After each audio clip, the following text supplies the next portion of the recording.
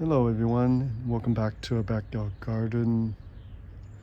It's been a while since I made my last videos, so today I'm going to make a quick video for you guys to give you a little bit of update on my backyard garden. Before I do that, let's talk about the weather. I always like to talk about the weather. So we are at the end of May, and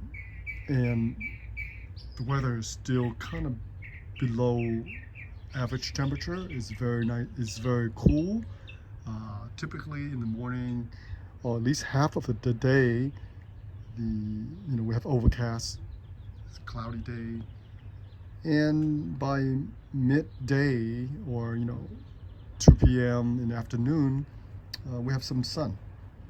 So the weather can fluctuate from 60 plus degree to 70, 80 degrees.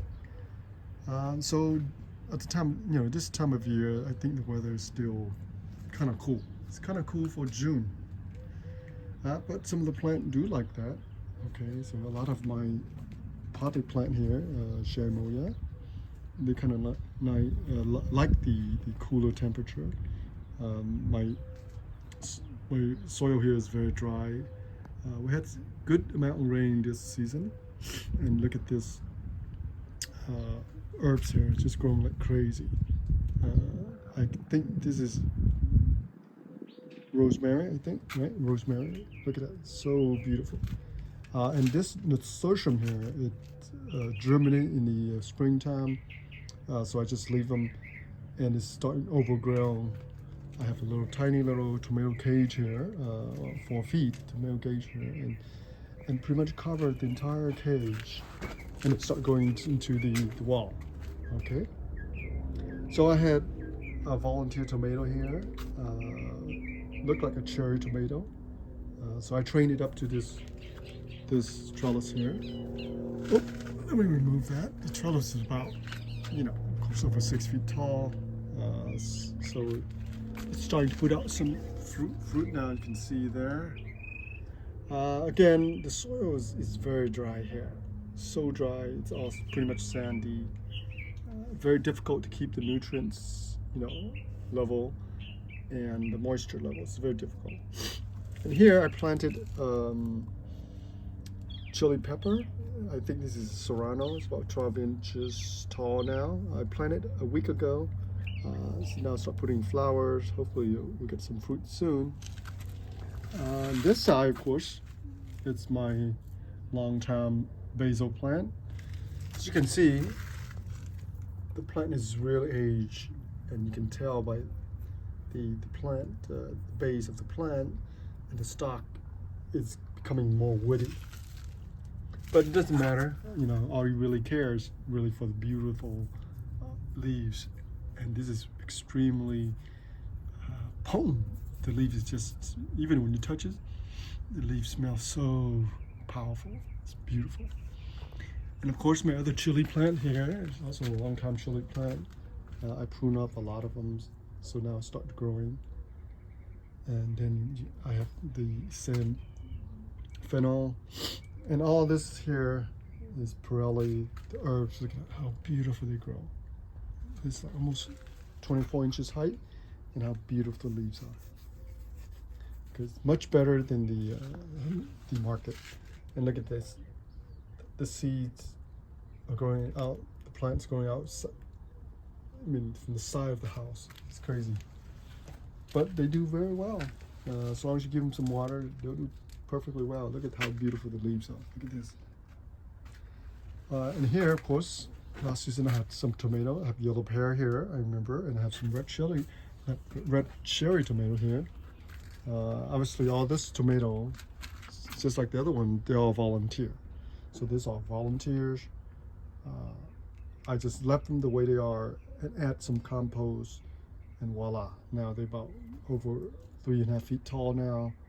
So I'm gonna train this trellis again. And then some of them I single stem them up this pole, right? So at the beginning, I like to remove a lot of the sucker, so to keep the plant more energy to climb up to the trellis. And once they start growing, it's kind of difficult to manage that because they just grow so fast. And if you don't come out here and prune them, they'll grow extremely fast. So this is the sand bush here. This is one of the best herbs, low maintenance. You don't need to do anything, and they survive in the dry summer heat. So this is, I think, English thyme, yeah. And I think this is sage. And like I said, all the herbs that I grew here for several years already, they are the same plant. They just regrow and they just migrate and they just sprout out everywhere. This one is starting out a tiny little clump and then now sprout out. I have to cut them back so much. And obviously this is our grapes. I think this is a green variety. Remember last season I didn't get no fruit because the opossum came by and start eating everything. But this season seems like it's putting out a lot of clump. Look at this beautiful clump. Look at this. Is that beautiful? So there's a lot of clumps here, maybe 10 or a dozen clumps here. I prune off. I came out here to prune it, but a little late in the season, but I prune them up anyway. It was growing literally 20 feet from each direction. And here it was growing all the way down there. So I prune up a lot of them. Look at this. Right? And the fruit tend to respond well, so the plant is putting all the energy into nurturing the fruits. That's what you want. And once the season is over, I'll prune it off some more, okay? So I haven't grown much here yet. Again, look at the soil. It is so dry. It's just literally sand, okay? And of course this is I think this is the red variety of the millibar spinach. So far, they are germinating, but I haven't, like I say, I haven't had time to really thin them out and allow them to grow up to trellis. So last season here, you can see some remnants of the last season stuff. So this plant, I think, is from last season, and it's going to seed. That's how crazy it is. So this is also one of my favorite herbs, and it's growing everywhere. Look at this. Look at this. It's everywhere. Oh, look at the pineapple. Look at producing some kind of flowers. Also here's all the millibar spinach. Last season was right here, you can see. And look at this. There are so many of them everywhere. So I might have to thin them out eventually. Okay, I need to come out here and pull up some of the weeds, and I haven't had time to do that yet. And look at all these herbs. They're everywhere. Look at this. This is just, look at this. There's so many of them. And then millibar spinach. Okay. The weather is kind of cool. That's why they didn't really germinate early enough. Usually they come out around, they come up around April, but we almost at the end of May and they finally sprouted. Okay, so eventually, hopefully this trellis will be enough room for them to climb. And here's my sand green scallion. And look at how big they are. Holy cow, they're gigantic. All this were potatoes. Yep, that's it, potatoes. Look at this. Look at all this potato. I don't know, I'm not eating them. There's so many of them beneath there.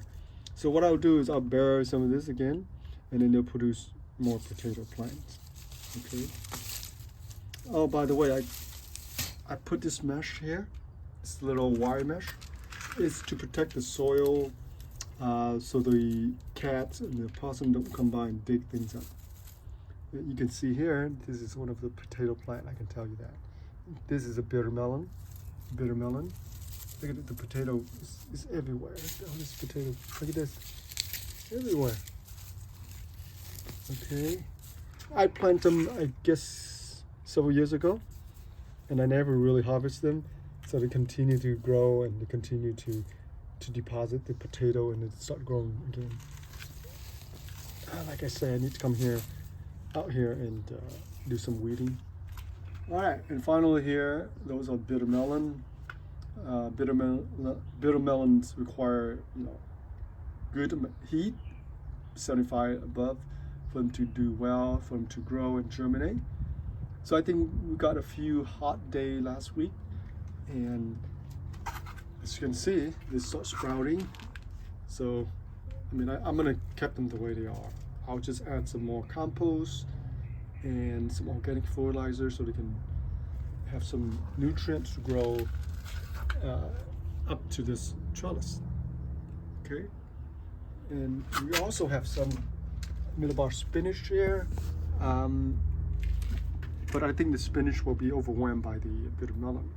Once the bitter melons start growing, I don't think the millibar spinach will have a chance to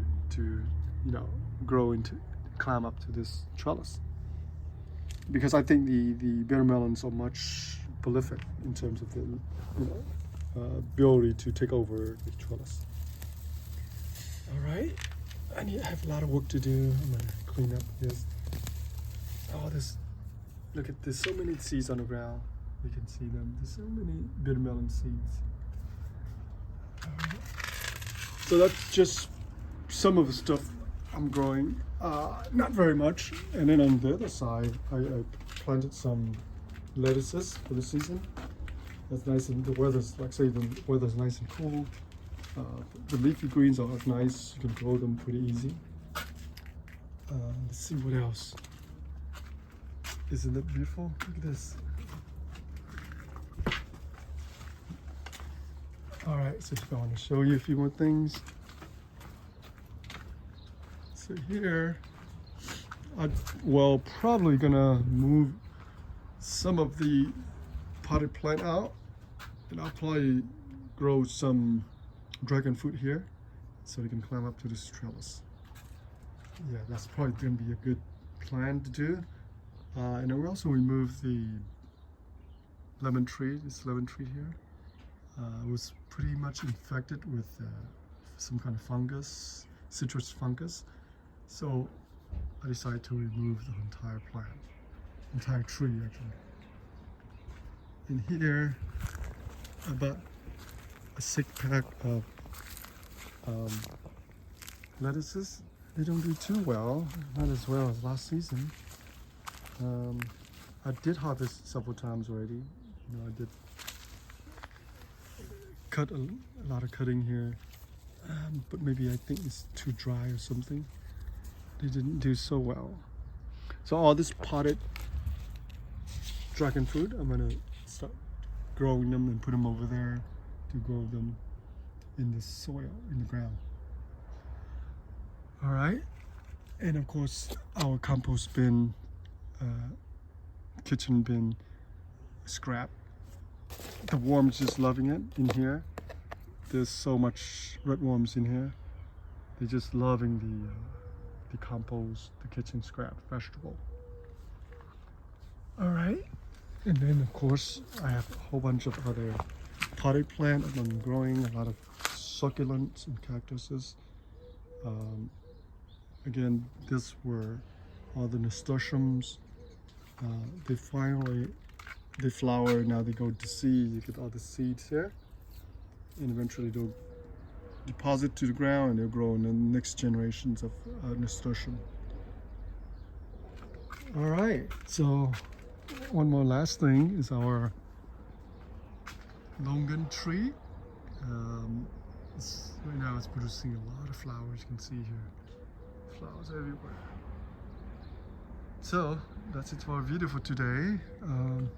Hope to see your comments, and please post a comment for me if you would like. Thank you for watching, and have a wonderful day.